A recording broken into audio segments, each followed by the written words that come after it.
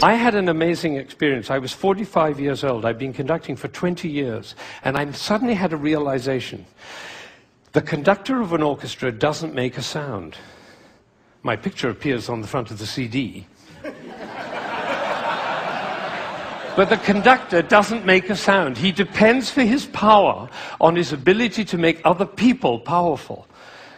And that changed everything for me. It was totally life-changing. People in my orchestra came up to me and said, "Ben, what happened?" That's what happened. I realized my job was to awaken possibility in other people. And of course, I wanted to know whether I was doing that. And you know how you find out? You look at their eyes. If their eyes are shining, you know you're doing it. You could light up a village with this guy's eyes. Right, so if the eyes are shining, you know you're doing it. If the eyes are not shining, you get to ask a question. And this is the question.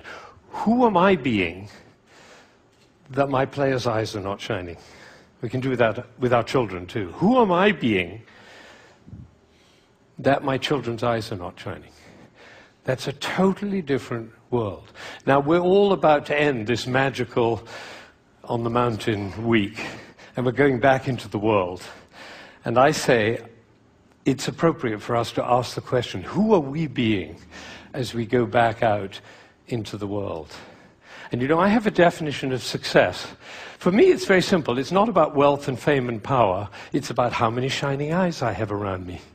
So now I have one last thought, which is that it really makes a difference what we say, the words that come out of our mouth.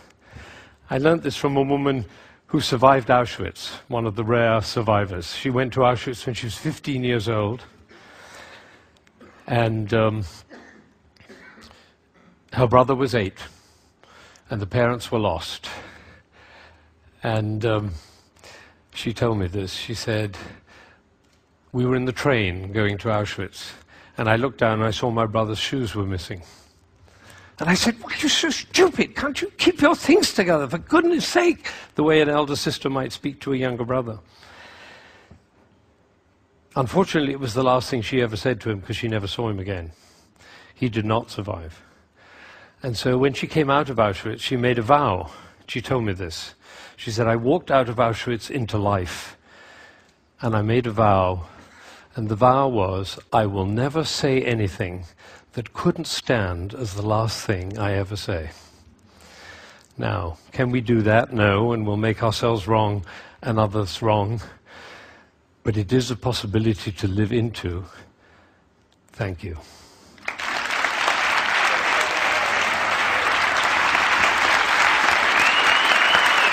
Shining eyes. Shining eyes.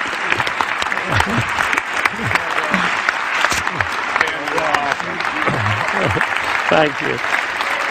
Thank you.